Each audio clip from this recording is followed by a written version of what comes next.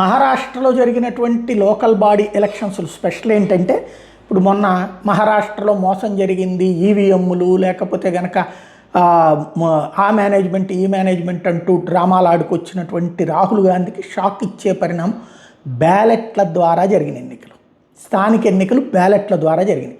ఈ బ్యాలెట్ల ద్వారా జరిగినటువంటి ఎన్నికలలో భారతీయ జనతా పార్టీ నేతృత్వంలోని ఎన్డీఏ కూటమి 213 స్థానాలు గెలిచింది.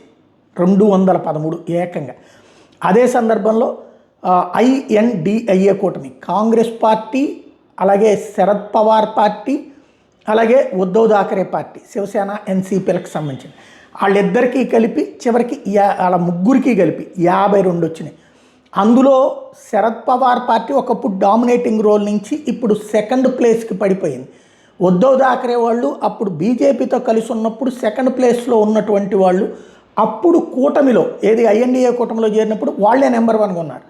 ఇప్పుడు వాళ్ళు అత్యంత దారుణ స్థితికి సింగిల్ డిజిట్కి పరిమితం అయిపోయారు. కాంగ్రెస్ పార్టీ దాదాపు 38 దాకా గెలుచుకున్నటువంటి పరిస్థితి అక్కడ.